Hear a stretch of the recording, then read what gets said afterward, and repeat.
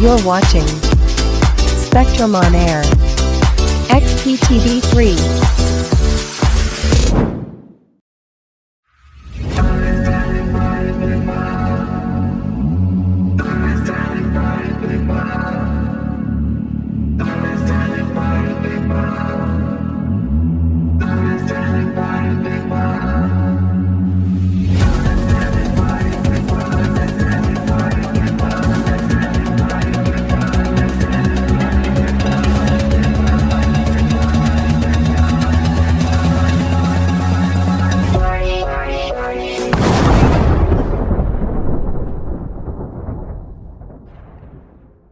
Hello and welcome to another edition of the interviews on Let's Get It On. Sitting in the studio with me today, I'm so excited to bring this lady to you because we've been listening to their tracks over the last 6 years. It is none other than Emma from the Lightning Kids. Hello, Emma. Oh, hi, Suzanne. It's great to be here. Emma, for our listeners who perhaps not have had an interview or been able to chat to you before, tell us all about your music. Where did it all start? Where did you all come together?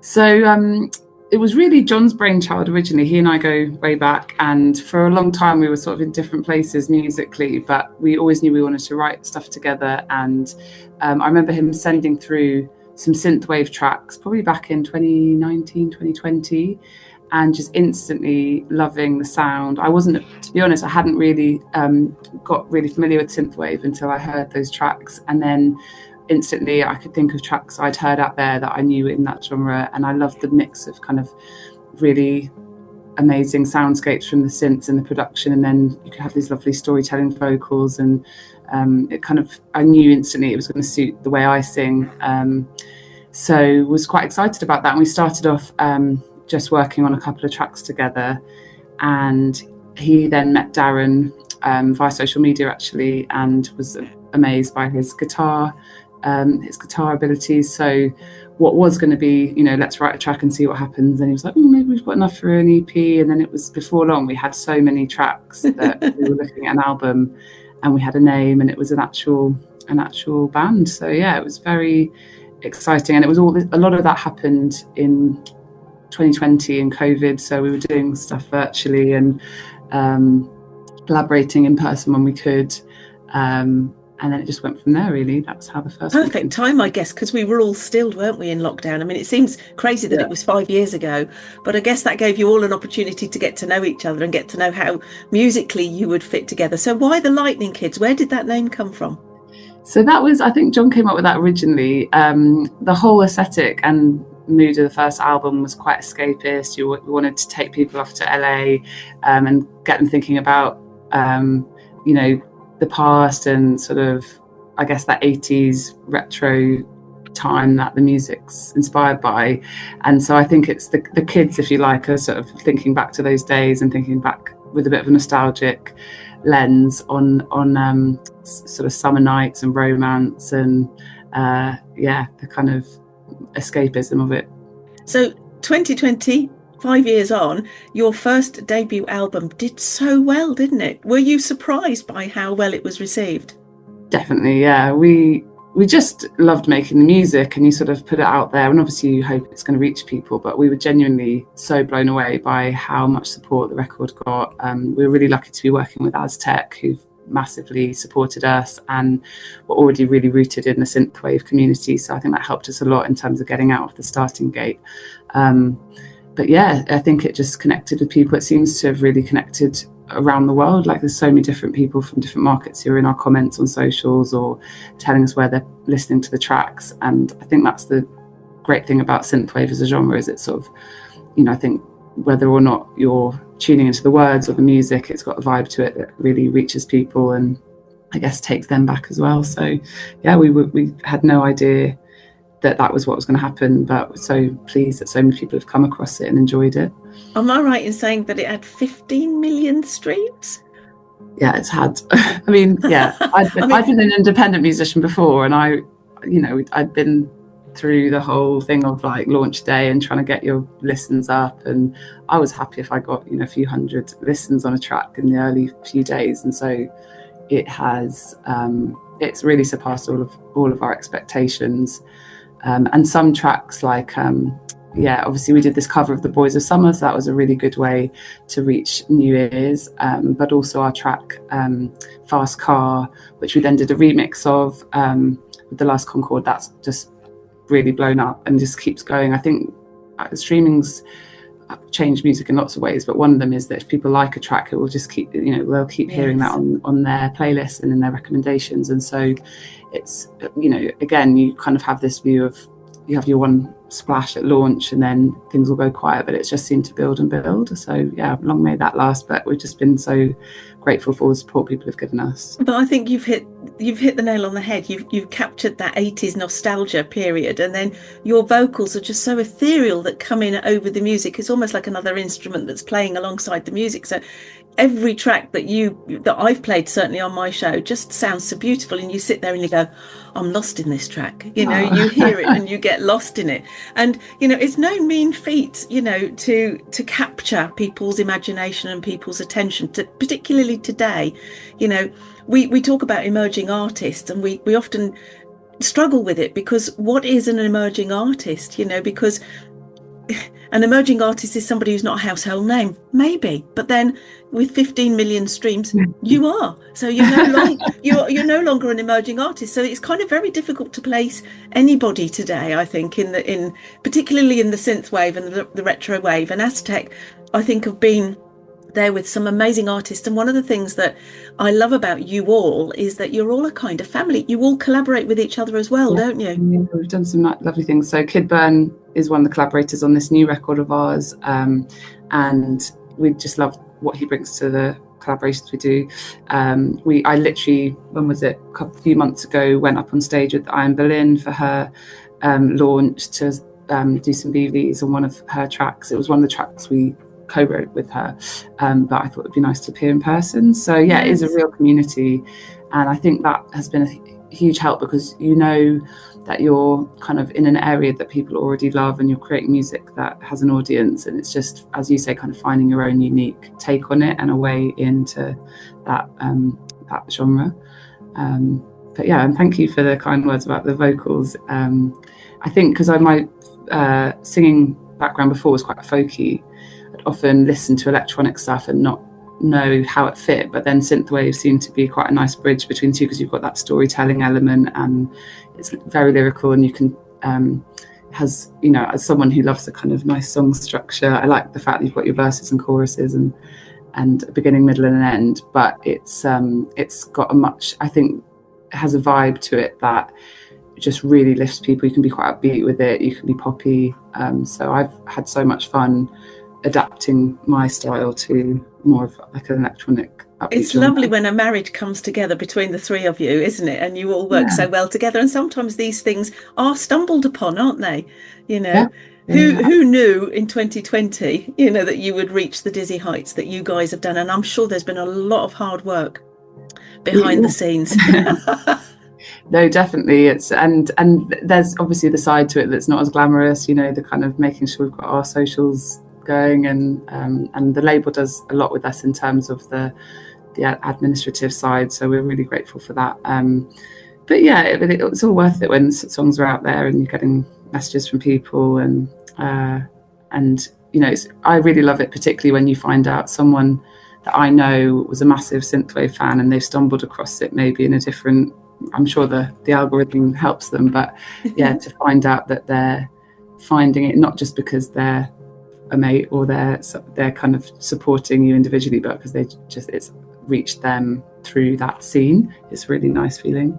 What is very odd, I think, about the algorithms is that you can have 15 million streams on Spotify, and yet you don't have 15 million followers on Facebook. And it's like, well, why not? If people are streaming it, why don't they take the time to find you? And that's always the difficulty for you artists, isn't it? Is to get people, connecting with you all the time, and not just streaming, but finding out about you and the band and what's behind the inspirations of the songs, which we're going to talk about in a minute. But it's very hard to put those two together. So how do you measure success? Well, I think you have to look at the whole picture, really. There are pockets and bubbles, so we've got a really engaged following on TikTok, which was a new one for me, but Darren does a brilliant job, John and Darren, but Darren particularly has been creating great content for TikTok, and and they're sort of one whole community, and then Instagram's a bit different, and you've got slightly different. There's obviously people who, as you say, will follow you from platform to platform and be across all of them, but each one has its own kind of personality, and I think that's why you can't fixate on one number over another. Like, it's really nice to see people finding the music in different ways, and we'll say to people, after you've enjoyed this over here, why don't you check us out on Instagram or on whichever other platform. But I think the main thing is that it's getting to them one way or the other. And it's great to have opportunities like this to talk a bit about music for those who do dig a bit deeper. I mean, TikTok is a surprise to me, because I don't think a lot of artists understand the value of TikTok, because when your distributor puts your tracks through to TikTok, to your account, other people use your music for their videos, which is another stream income for you. And I'm thinking, this is a medium not everybody knows about, but it's there, and it's being used in the right way, because if they're using your music, you're getting the royalties for it. So everybody wins, don't they? Yeah, I think they've joined the dots a lot more now. So you can actually work out where your music's being used in that way. And I actually think the Synthwave community particularly do seem to love kind of taking something and making something else with it, putting old film clips together with new tracks. Kind of showing how different tracks from the 80s versus modern day are similar to each other. I think that kind of that's one of the things I've noticed is like very much a thing for Synthwave fans, and I think it's only become easier to do that, and TikTok's a great example of where you can kind of take a song and make it your own and do things with it, and we love that because we can see from that how it's inspired people or what they've taken from it or what it's made them think about. I mean, the three of you presumably have all got day jobs that you have to do as well. We do, and busy lives. So it can be a juggle at times, and we're quite often in different parts of the world because John travels for his job, and Darren is often at the other end of the country. So we do make it work. We've been lucky to have so much use of, I think. The beauty of coming together during COVID is we've always known how to manage when we have to, if we can't all be together, but we try and get together as much as possible to write and record together. And we just kind of, I think it's probably true of most musicians, you've got different plates spinning, but we really enjoy the process of actually working together. So there's bits of it which are, as you said, are hard work, but it doesn't feel like a grind because we're enjoying it. You're and it's enjoying great it. To see the results of it when we have new tracks out. And you have fun doing it, that's the thing. Yeah. And the three of you, and especially being the only female, you've got two male musicians either side of you, and I'm quite sure sometimes the three of you, as all bands do, to try and get that marriage between three of you, I think it's not often talked about, but it's not difficult because you come together, you all have your own ideas, but to make that marriage work into the songs that you do is incredibly hard work, and there's a lot of dedication and heartache, I would imagine, when you all know what you want to achieve, and then suddenly it's not there yet, and then you'll put it away, a eureka moment will come, and suddenly it'll just blend, and you'll all go, yeah, that's it. Yeah, no, you're right. Like you kind of learn as you go along, like how you can all contribute. And, I think it's important to say, like, John has been such a driving force for this, and he's a real perfectionist. So there's probably times when I'm like, that sounds brilliant. And he'll go, no, but I just want to do one more mix. Or I just want to, tweak this or try a different way of producing it. And I think you can hear that in the production of both albums, that it's a real labour of love, and we all contribute in different ways. But I think, I love the writing process. I love the singing part and big one on lyrics and that kind of thing. But I really struggle with that, the hard yards that come after that. Like, let's really go into the million takes we've got and really polish it and make it as good as it can be. So I think that works quite well because John and I will get together and write the top line, or we'll do a recording session, or Darren will play over it. But then I think John's the one that kind of really gets it over the line in terms of the tracks themselves. Darren lifts it so much with his guitar parts. He's also, as I said, like, done a huge shift on social media and kind of getting us out onto new platforms. And I think as someone who loved a kind of really complicated folk lyric. I've loved the process of writing in a genre where actually a good hook and some repetition and things like that are like really work. And I think if I'd been writing on my own, I probably would have overthought it or over-engineered it, and it kind of works when we all get together. But it is a lot of work to produce it and master it in the background. And this is what a lot of people don't understand about the artists that I have on my show, is that you have to do it all yourselves. You've got no big production team. You've got no big studios. You know, you're working tirelessly, all three of you, you know, each adding your own little bit of element. And it is a lot of work. So we really ought to listen to some songs from the new album, shouldn't we? I mean, we could talk for ages, and the whole point is to get this music out. So you've got a new album out. Now, it's all about youth and love and the angst that youngsters go through. But tell us a little bit about the album, The Edge of Desire.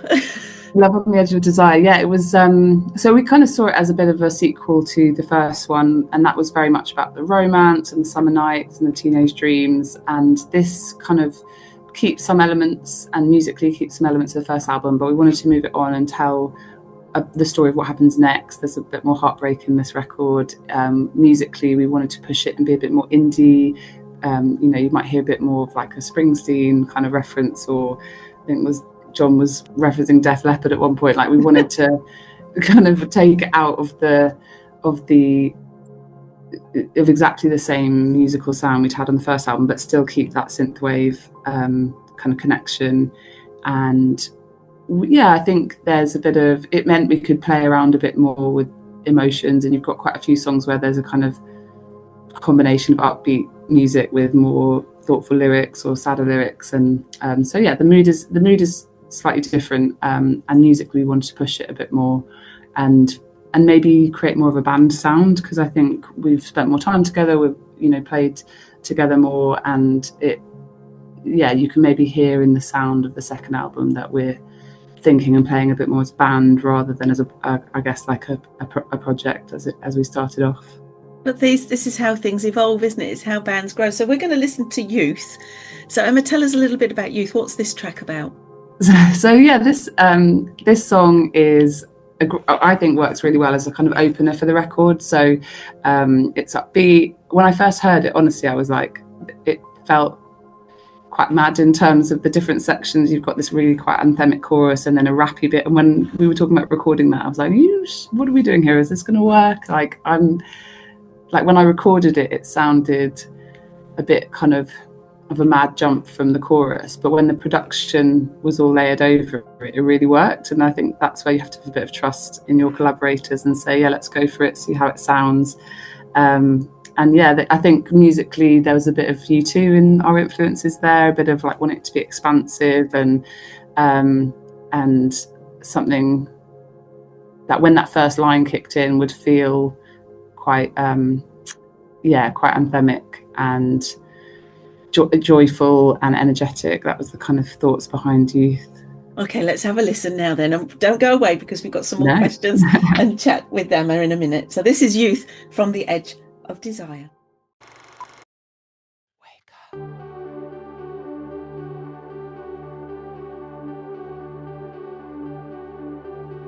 Maybe we are, maybe we're crazy, out on the freeway, running away with you. Maybe we're lost,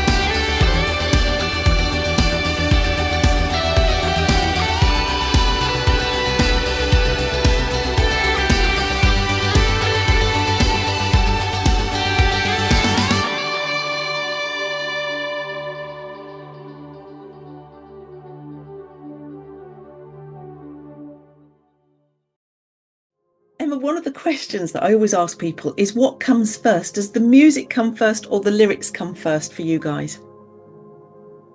You know, it can vary, but I would say more often than not, it's the music that comes first, because that gives us the mood and the feel, and I think it's that feeling that then starts to prompt lyrics. So with this one, that idea of like running away, of wanting to, so this links quite a lot back to our first album, wanting it to feel like a bit of a coming of age kind of story. And I think that was inspired by hearing the track and the freedom of it and that first line.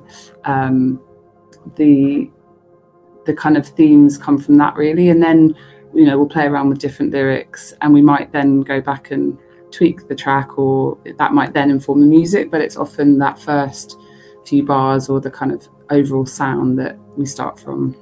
So who does that then? Is that Darren and John do the kind of musicality bit and then go, Emma, look, this is a track that we're working with, we need some lyrics for this and we need a feel for it, and you'll go, okay, let me listen to it, you know, and then it's quite collaborative. So John will often have like a sketched out track that starts the process, but we just did a co-write recently where I'd been noodling on a guitar. I'm not a guitarist to the level that Darren is, but I do play as part of writing, and that was the starting point. So it can vary, and also John will often have ideas for lyrics already, or a kind of concept, and equally there's songs like Desire was one where we really wrote it together, and there was a lot of it was a very collaborative process, so it varies a lot. But yeah, I think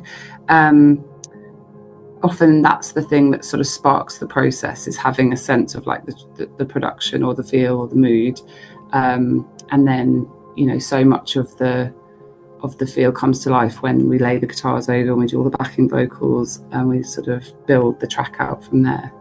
How long did it take you to do this second album? Has it been in the mix, the pot, for a while?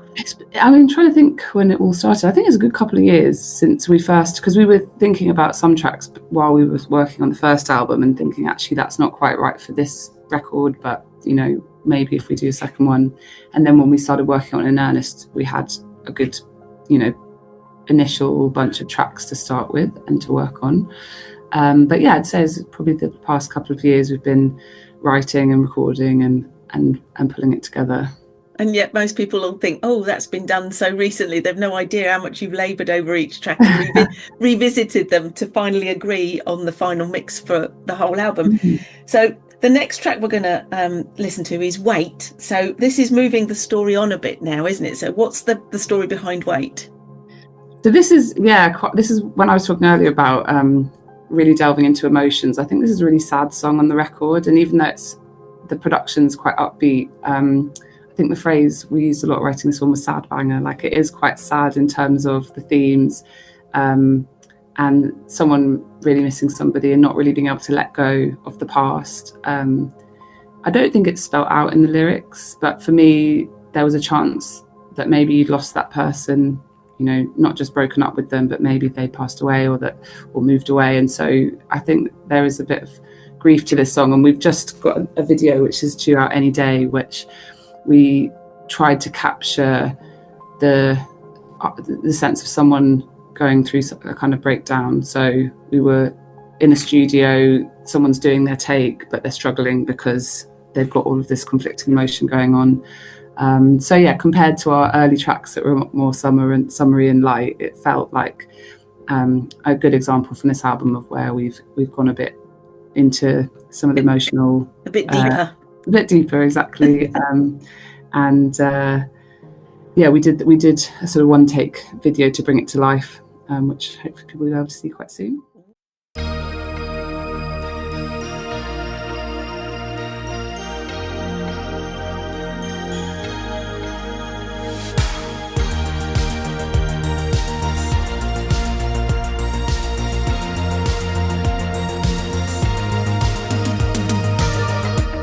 Standing by your house, but the lights are out. Dancing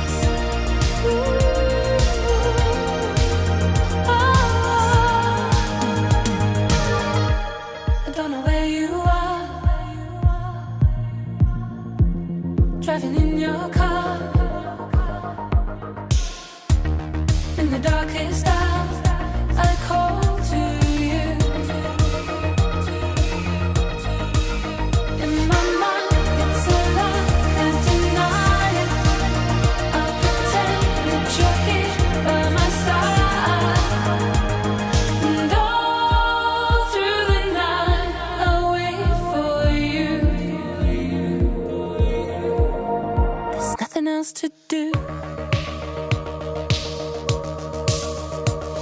I'm talking. I started hanging out with your friend. Sleepwalking. Guess I won't be seeing you then.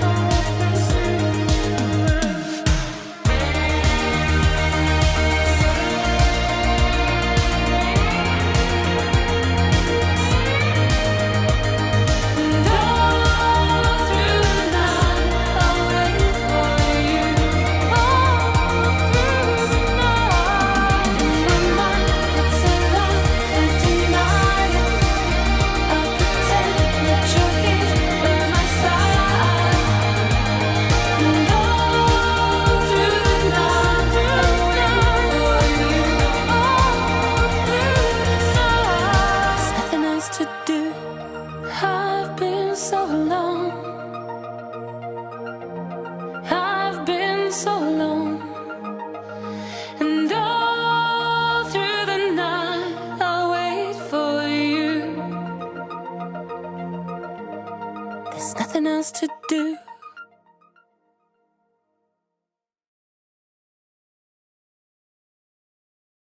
So the album, Emma, are you going to perform the album live? Have you got gigs lined up in the future? We are planning to. We haven't got gigs booked right now, but it's definitely a big part of plans for next year. We'd love to get out there.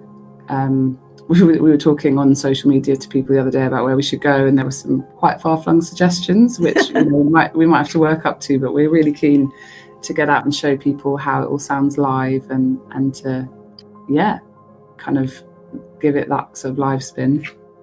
Well, what would be good is if I could get some of all of you Aztec record label artists together in one place, like I Am Bolin, and all of you together, and just do one kind of showcase. I've got a super venue here, but I'm in Norfolk, so it means a bit of a travel up here. But it's a superb venue.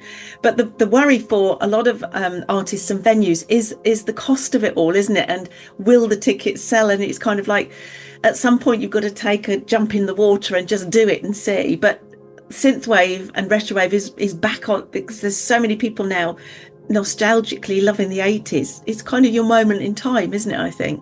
It feels like it, yeah. And as I said, I was at I'm Belin's gig recently and just loved how packed the room was, and she did an absolutely brilliant show. And there's a really waiting scene for it, so we're keen to get out there. And I think, having done a lot of gigging as a solo artist, you're right, there's an element of it being a bit of a gamble when you go out and do shows. Like, somewhere you've got a real base that will turn out, and you're going to have a good show, and others it's a bit more of an experiment.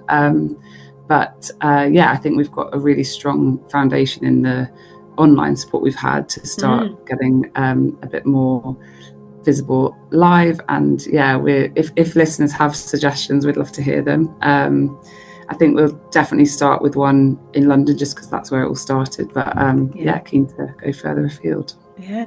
Well, we've got another track to listen to. This is Desire. So we're moving along the album now, aren't we, into another arena? Yeah, this is kind of the love song of the record. And as I said, this is one that we wrote really collaboratively. And I remember one of the images I had in my head writing it was the idea of people still on the dance floor when the lights have come up and everyone else has disappeared, and they're just so lost in the moment that they don't notice what's going on around them.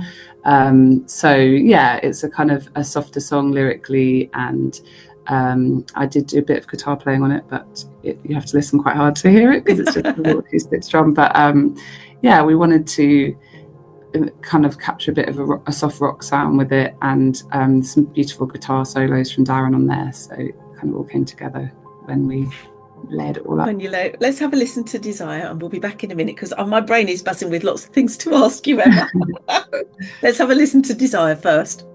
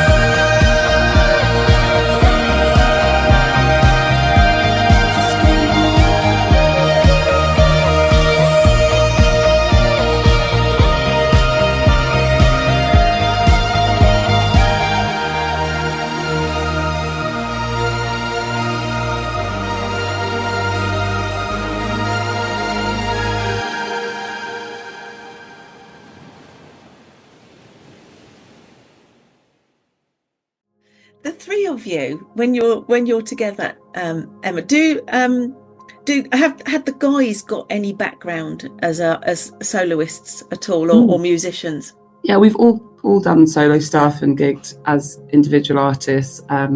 Johnny used to play in a ska band, so yeah, I think that was a 7-piece, so he knows how logistically challenging some of the live stuff can be on that side. And I often would put band together for some of my solo launches and things like that. But yeah, all of us kind of bring a slightly different set of experiences to the mix, and different parts of the world we've played in. So you all look so young to be doing all of this stuff, you know. But and you know, I guess you've all got families and things. So, what would have been your best gig as a soloist? Oh wow! Well, one of my favourite venues is a London one called the Bedford. I don't know if you've ever been, but it's a beautiful space, round kind of auditorium style venue in the middle of. I guess it is a pub, but it's got this big space in the middle. It's hosted some big names there, but also, you know, whenever you go, there's going to be amazing emerging acts, quite a strong singer-songwriter scene, which is kind of where I'd come from. And yeah, I did one of my EP launches there, and with a live band with lots of support, and it was a really special evening and kind of vibe from everybody. But I also briefly did a tour around Germany, and it was just little house concerts and small gigs, and people were so hospitable, and it was like playing in people's living rooms and kind of going through networks and word of mouth of where people wanted to host and where you might be able to go. So that was a very different experience and much more of the kind of let's see what happens type experience, but kind of love both for different reasons. When you say you were with a live band and they were playing your EP, how easy was that to get the band to play your music in the way that you wanted it to be played? I mean, they were brilliant musicians, and I think they all brought different things to the mix. So yeah, it all came together. But it's interesting having the comparison now of being in a project where we're all three completely invested in it. We're all playing it on the record, and then we're able to play it live together. I think you just have a different. It just means that you've already worked out a lot when you come up to doing something on stage, because you've actually sweated over the same record. You've lived and breathed it. No disrespect to my amazing bandmates and many of them did play on my recordings. But I think a solo project is, you feel, you know, the dynamic's very different. It's much more of a equal collaboration when everybody's kind of in the band and on the name of the record, and I've really enjoyed being able to do that, as much as I loved solo gigs for different reasons. How do you find being with a label? I mean, Aztec Records is great. It's got some great artists in its library. But what's the difference for you guys being with a label or being independent?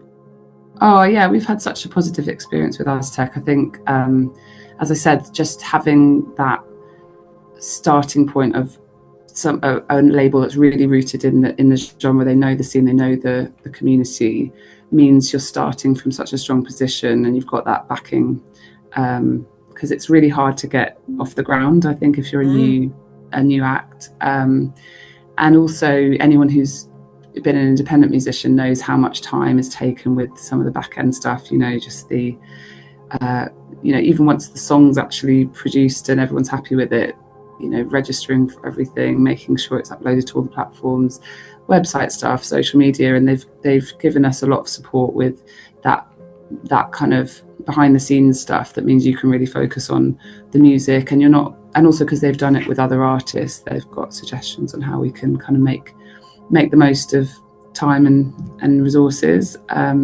So yeah, we've really enjoyed working with them, and obviously it's why we're doing our second album with them. And they've been a huge support. They just take some of the pressure off for you, don't they? That, you know, stuff that has to be done, because it's not just a question of creating the music and getting it all together. You've got to get it out there and getting it out there properly. And you know, I have to do quite a lot of work with the tracks that come into me, because the metadata information isn't always on there, whereas a label will make sure it's all on there Yeah, for you. yeah. They'll make sure it's distributed properly. So I know that there's a lot of work in the background, and I take my hat off to all of you, that do it all on your own, because it is no easy task at all. It's quite time consuming. Website, socials, this, that and the other. You could end up working all week, couldn't you, just on trying to get your music out there? Yeah, I often did, and it was one of those things. One of the kind of slight frustrations of being independent is you have to do it all on your own. You haven't got a sounding board, especially if you're a solo artist. You're not even in a project with others who are working towards the same goals in the same way. So yeah, it's felt so different having, being part of a band and then having the backing of a label, because we will kind of work through with them what we should focus on, what tracks we should lead with, all that kind of stuff. You're kind of all working together as a team. What is, I think, criminal is that you all put this effort in and you don't get much out in return, do you? And you're forever supporting your creativity, and in our own small way, that's what we hope to try and change. But it's such a hard industry today, isn't it, to live off of it, off your music. I think a lot of people would be surprised by how many acts, even really big acts, are balancing it with other jobs and other income, because it is, the model is challenging. I think everyone can agree. We've been really lucky to more and more fund ourselves through the music, which is not always possible. I've certainly invested quite a lot of my own money in music in the past, but we're really grateful that at least for the moment, it's quite self-sustaining, and that's just getting to that point in the industry isn't something that I necessarily thought we would get to. So the next song that we're going to listen to is Boys. So this is an intriguing title. Tell us about Boys. So yeah, this one is, I like this track because we did it with a kind of summer release in mind. It's quite light-hearted, very much a synth pop track, and especially given some of the themes we talked about in the moodier parts of the album, it was nice to have one that was a bit refreshing. And this is the one where John talked about being inspired by Def Leppard and Bryan Adams, and so that was the starting point. And lyrically it was quite fun because it's really about going back to a time when you're young and you're not afraid to make mistakes, and you have no regrets, because it's whatever happens, it's all part of how you got to where you are today. We did two versions. So there's the Kid Burn version on the record that we recorded with him, and I loved seeing what he brought to it and how he interpreted it, as much as we like the original. So yeah, it was fun to kind of explore those themes and to come up with two slightly different ways of telling that story. What I love about you artists is that you do that, you collaborate, and each of you bring your own little bit of magic to each other's tracks, don't you? Because that interpretation, you're all on the same wavelengths, sort of, kind of thing, but you each have that own little bit of magic that gets sprinkled and changes the track again into something new. It rebirths it in a way.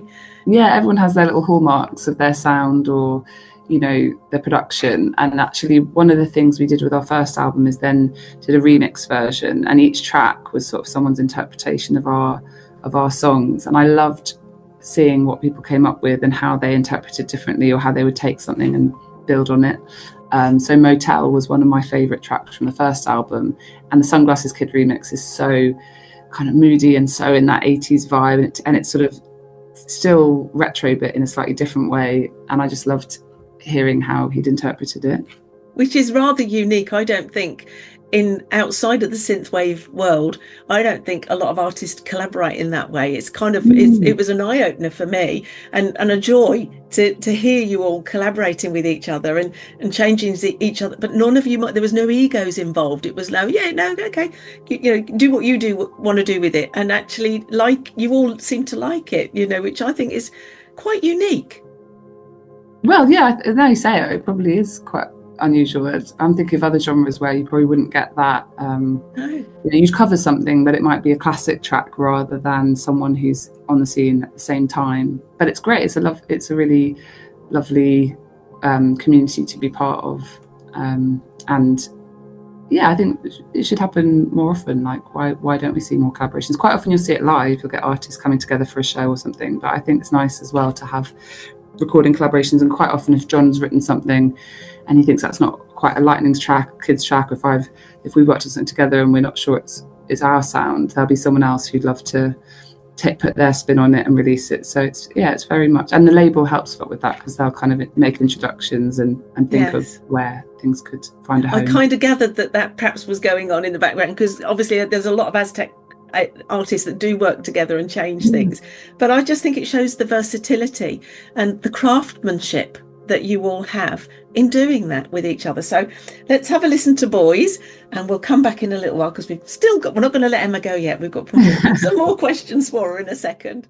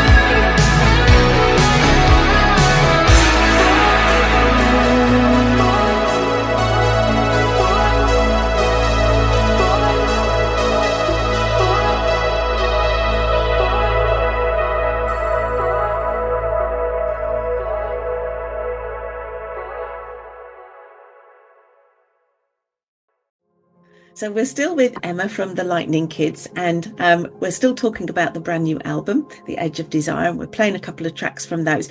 One of the things that was on my mind while we were waiting for the render to happen was, are you going to publish this on vinyl at all? We have. Oh, you've done it? Yeah, it's my first appearance on vinyl, so I'm very excited about it. It's the link to, if people are into vinyls, on our socials, it's Elastic Stage that we do it through. So I unboxed my own copy a few weeks ago, and it was very exciting to actually hold it in my hands. I bet it was. Now, Elastic Stage is something that's been on my radar, because a lot of people have been asking about it, and I think it's quite a good thing, because it means you haven't got to invest in stock, have you? Because people can buy it straight from them. Yeah, it's on demand. It's a really good idea, and yeah, we thought that was the way to do it. We've got CDs as well, and speaking as someone who has quite a lot of CDs from previous incarnations of my music kicking around, it's quite nice not to have to do that and buy hundreds in one go. So yeah, it's a great way of getting music out there. So for our listeners' point of view, where can we find you? Where can we find your music, both past and present? Because people may, having listened to you today, may want to go back and look at some of your individual stuff. Well, yeah, you can hear the Lightning Kid stuff on all the main streaming platforms, Spotify, Apple Music, Bandcamp, quite big on Bandcamp, and our physicals are there. I believe, maybe not the vinyls, but you can get other physicals and previous release physicals there. Our other projects are quite, eclectic. Mine certainly are. Been through different phases, but it's the same name I use for Lightning Kid, so Emma Ballantyne. Johnny goes by Johnny Spalding, and Darren Cinematics on his channels. So yeah, if you want to delve into the past of our musical ventures, that's how to do it. Well, Elastic Stage, you found the process quite easy, because I've been asked, how easy, so they presumably you upload your WAV files to them and they'll just take it from there and print on and demand. The artwork and all of that. So we did designs for the covers and the record itself, and you upload all of that. And we had a lot. We were helped by Aztec with that, and they were part of us going with that recommendation in terms of releasing via Elastic Stage. It just made it quite straightforward, and John did a lot in terms of liaising with design on how it should look, and the kind of you've got to also think with an actual record about the sides and what the A and the B and what I don't think it changed. I think the ordering is the same on the vinyl, but we just had to bear in mind when we were doing the ordering of the tracks that it would actually be split out in the way it always used to be. So that was quite cool. So there's 12 tracks in, and also I guess there's 6 on each side, is there? Yes. Yeah. I mean, now I'm going to go and check that, but I think that's right. I don't have it in front of me, but I'm pretty sure that's right. Well, we're going to have a listen to another song now. This is called Lost from the new album. So Emma, tell us, if you will, a little bit about the Lost. So this track, in some ways, is kind of the centerpiece of the new album. So when I talked earlier about that slightly rockier feel and the indie vibes, that is very much in this track. And the themes as well of running away, of like getting over a breakup, of losing yourself. That was kind of what set up the second part of the story that we're telling with this new record. I think when we first wrote it, I was really imagining someone literally getting out of the city, being in this big landscape, kind of like the album artwork, kind of tearing up the road. And we were really lucky with Lost that we got to record a video for it up on the roof in London. So if people want to check that out, you can see for absolutely miles. And it was really fun shooting that out in the open air. Because you've also got to come up with the ideas for the videos, haven't you, to re-evoke the song, the message that you're trying to sell in the song as well. And that's not an easy thing to do. But again, you all do it all yourselves, which I think, there's no big production team behind you doing it all and rolling it all out. This is you guys getting your heads together and deciding and then filming, shooting, and then producing and making sure the sound sounds right on the video. There's so much to it all, isn't there, that nobody really understands, I don't think. No, but it is a really fun part of it. You're right. There's a lot of there's a bit of planning that goes into it and coming up with a concept that will work. And we've worked with some great videographers and photographers over the years to capture different bits of content. But it is one of the fun bits when you've got that track and you are really already excited about it and about sharing it with everyone, and to think, how can we bring this to life? How can we give someone, the listener, something visual to go with it? So Lost was a good example where we just wanted to give that sense of like a big open space and match that to the big sound we'd created. And then Wait, for example, was much more of a personal track, and we wanted to tell that story and really zoom in on the emotions of it. So we went with a completely different approach for that. But yeah, creatively, it's a lovely different outlet that you get to explore when you're making music. Well, let's have a listen to Lost, and we'll be back in a minute. And then we must let Emma go, because she's a busy lady, not only making wonderful music, but also doing a job too. To break and mend, alone at last.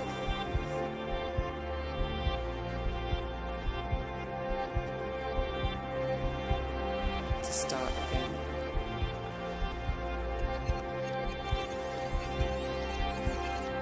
I need to talk to you.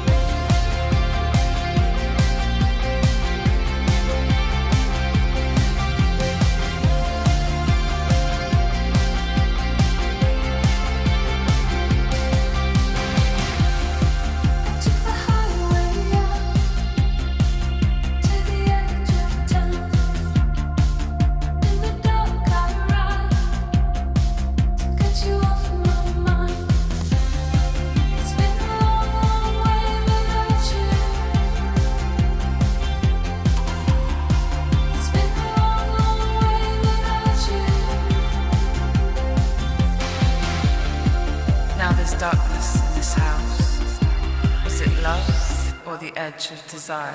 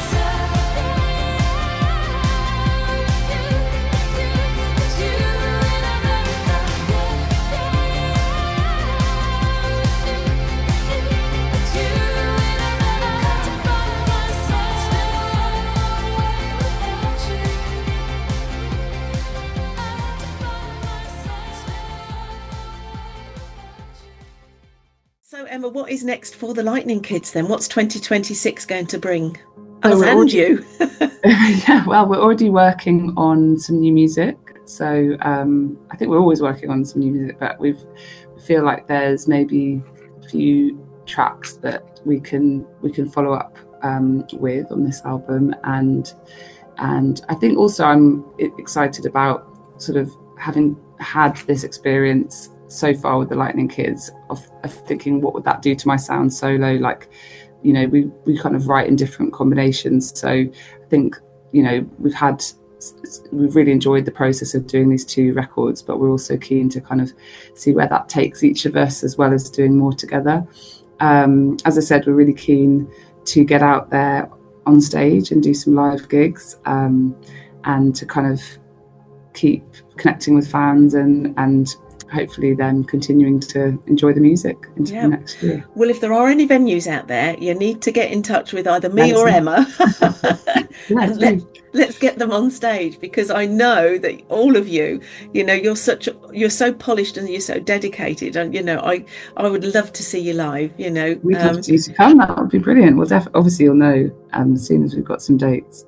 Yeah, let me have some dates when you're ready, because I guess, you know, family and work and everything's kind of just sometimes takes over, doesn't it? And you kind of, you know, it's a balance that you've got to try and make. But one of the things that I think is beautiful is the vinyl is a lasting legacy from you guys, isn't it, for this moment in time, for all of you and for all your families? It is, yeah. We've been really, really lucky to have something that lasting to put the music out on, and yeah, it is a juggle. We have sort of different things going on in the background, but what's lovely about this is it's a chance to really kind of tune out all the other distractions, to be, you know, a slightly different version of ourselves, that musical version of ourselves, and to have fun making music together. So if you've not listened to the Lightning Kids before, I'm hoping that you'll have enjoyed this interview with Emma talking about the new album, which is doing so well. You know, it's streaming levels that people would die for, and that just shows you the quality of the music that they are producing. So I will thank you for your time, Emma, today. Thank you so much for joining me. I've so enjoyed the chat. It's been lovely to have a chance to talk about how it all began and the music and how it all comes together, and yeah, we'll definitely keep you posted on all our future plans. Yes, do. And I'll be tapping on some venue doors and saying, look, if I can get a couple of you all together. You know, we were trying to do it with Lucy Dreams, and it just kind of didn't happen, and it was kind of like, I just know but it's such a big ask of a venue, you know, to take a punt really and say, I know we'll fill the hall, you know, that's the thing. But it just means everybody working together to do that. So we will have that conversation again. Amazing. But in the meantime, you enjoy the rest of your day. Don't work too hard. I'll try not to. Thanks so much, Suzanne. We'll You're stay in touch. welcome. Take care. All the best. Bye-bye. Bye. Standing by the bar.